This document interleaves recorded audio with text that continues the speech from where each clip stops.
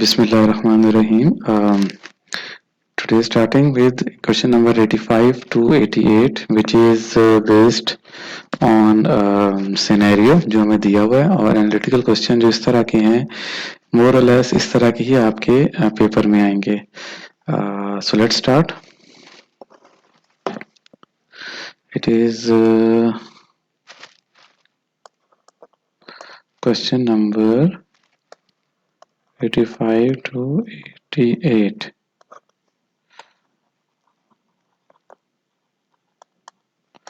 Solution.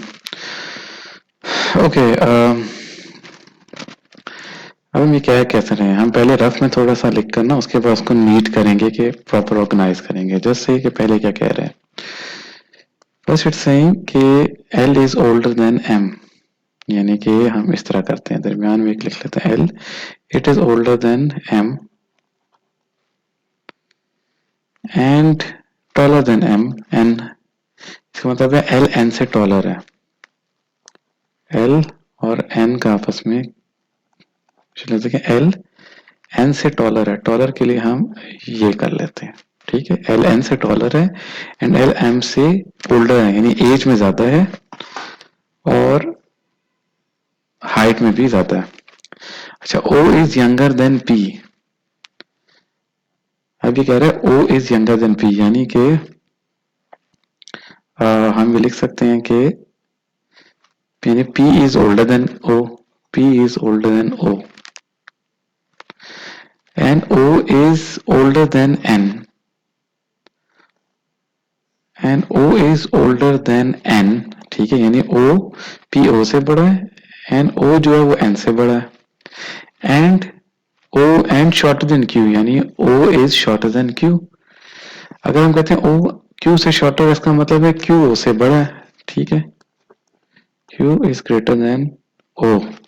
हम ये भी लिख सकते थे कि O is shorter than Q, लेकिन जब हम एक ही वे में चीजों को लिखेंगे ना, यानी सबसे पहले टॉलेस्ट और फिर वो शॉर्टर, और इस तरह एज वाइज भी सबसे पहले बड़ा और फिर छोटा, उससे होगा कि एक ऑर्गेनाइज डाटा बनता जाएगा सारा, जिसमें आसान हो जाएगा बाद में आपको सॉर्ट आउट करना. अच्छा, थर्ड पॉइंट पर आते हैं. वो कह रहे हैं R is older than S. इसका मतलब है R S से बड़ा है. R is older than S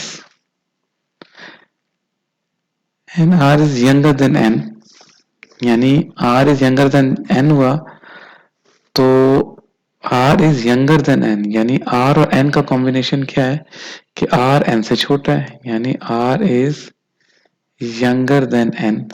जिसका मतलब ये भी लिख सकते हैं कि N is older than R, N is older than R. तो ये देखें N is older than R, relation बन गया आपस में. फिर हम इसको खत्म कर देते हैं नीचे वाले को. फिर ये कह रहा है R is shorter than S, यानी S is taller than R. तो S is taller than R and taller than Q. इसका मतलब है R is taller than Q. Then it's S is older than L. S is older than L. इसका मतलब है कि S L से बड़ा है. इसका मतलब है S L से बड़ा है, तो उसका क्या मतलब हुआ? It means कि S is greater than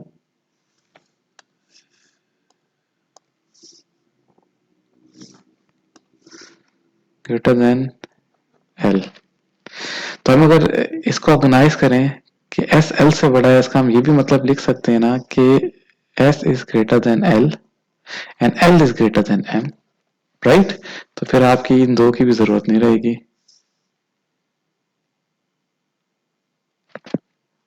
okay, now अब रीऑर्गेनाइज करते हैं. अच्छा, पहले इसको कंप्लीट कर लें.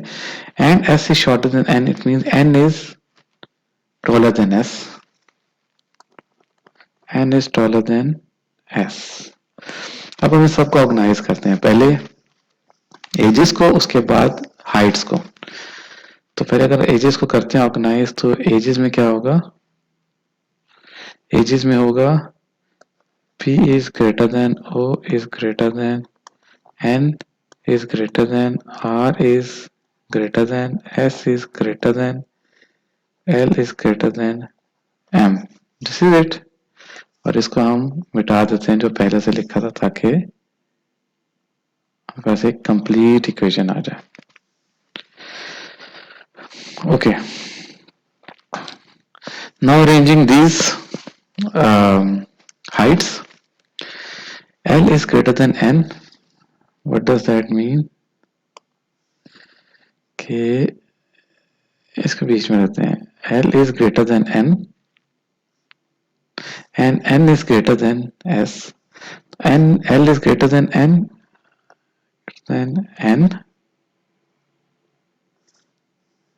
खत्म. And N is greater than S. N is greater than S. Okay. ये तो खत्म हो गए. Then S is greater than R. S is greater than R. And R is greater than Q. R is greater than Q. And Q is greater than O.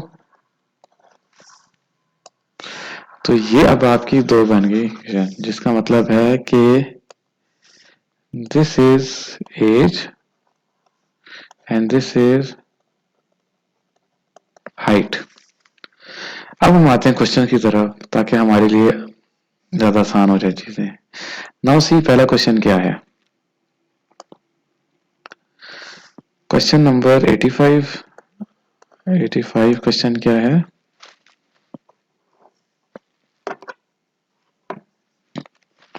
Question कहता है which of the following is the youngest. Youngest सबसे ज्यादा कौन सा होगा इसमें. Youngest होगा जो इन सब में सबसे छोटा है. एम हो सकता है. ठीक है, देखते हैं ऑप्शन क्या है. एल है, नहीं, एल एम से बड़ा है, इसका मतलब है यंगेस्ट नहीं है, सबसे छोटा नहीं है. B M, M is a potential one. C N, नहीं, एन बी वो यंगेस्ट नहीं है, बड़ा है. ओ भी बड़ा है. पी भी बड़ा है. तो ऑप्शन क्या आ गया, बी यानी M. So M is the answer of question number 85. Now coming on to 86. Which of the following is tallest? ये पूरी tallest की लिस्ट लगी हुई है. ए एल लगता है, ये देखें, लग तो ये रहा है कि एल ही होना चाहिए. ठीक है. बी एस, नहीं, एस एल से छोटा है यानी टॉलेस्ट नहीं है, सॉरी, एस से शॉर्टर है. क्यू तो काफी छोटा है. ओ बहुत ही छोटा है. और एन भी छोटा है एल से. इसका मतलब इन सब में सबसे टॉलेस्ट कौन सा हुआ, ए, विच इज एल. ये ऑप्शन हो गया. Now coming on to 87. Which of the following is true. L is second tallest. No, L is second last tallest. Second tallest तो एल नहीं बन रहा बल्कि वो बन रहा है. ये फॉल्स हो गया. B, N is younger than O and taller than S. N is younger than O. Yes, N is younger than O. Right, ये चीज ठीक है. And taller than S, यानी दोनों कंडीशन ट्रू होनी चाहिए ना. taller than S, yes, and N is taller than S, ये भी ठीक है. तो ये ऑप्शन लग रहा है B. बट और पहले पढ़ लेते हैं. O is oldest and shortest. No, O is not oldest, P is oldest. तो ये ऑप्शन भी गलत हो गया. B ही फिलहाल तक B सही आ रहा है.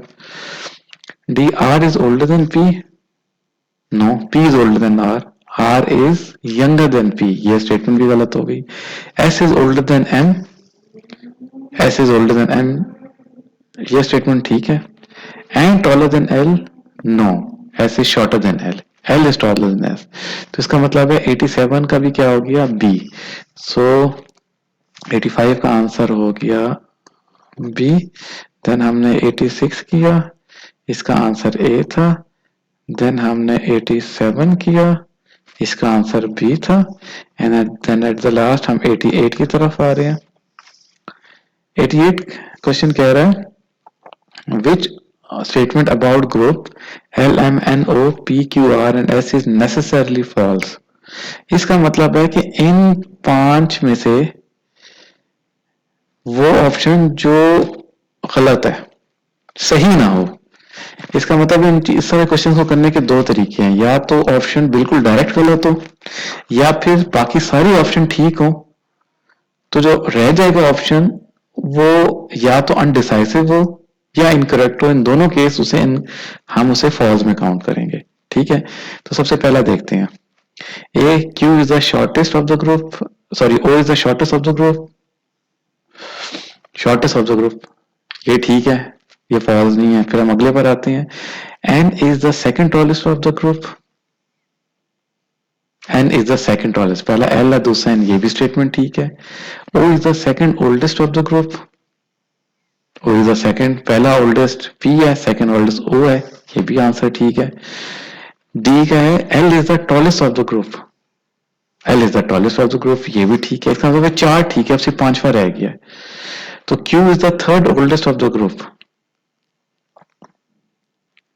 Q is the third oldest of the group, नहीं क्यू तो यहाँ है ही नहीं, इसलिए हमें क्यू के बारे में पता ही नहीं कि थर्ड ओल्डेस्ट है या कौन सा ओल्डेस्ट, क्योंकि कोई क्यू के बारे में ए से रिलेटेड कोई क्वेश्चन में डिस्कशन ही नहीं है। तो इसका क्या मतलब है कि अनडिसाइसिव है, तो इसी को हम फिर एज पर रूल्स फॉल्स लेंगे। तो इसका मतलब है आंसर ई। सो इसका आंसर हो गया ई, राइट। तो इस तरह हमने इस क्वेश्चन को सॉल्व किया है। ठीक है, होप इस क्वेश्चन में आपकी अंडरस्टैंडिंग काफी क्लियर होगी कि कैसे हमने चीजों को और जो डाटा हमें प्रोवाइड है उसको ऑर्गेनाइज वे में लिखना है, ताकि हमारे लिए आगे क्वेश्चन रिजॉल्व करना आसान हो जाए। ठीक है, थैंक यू सो मच।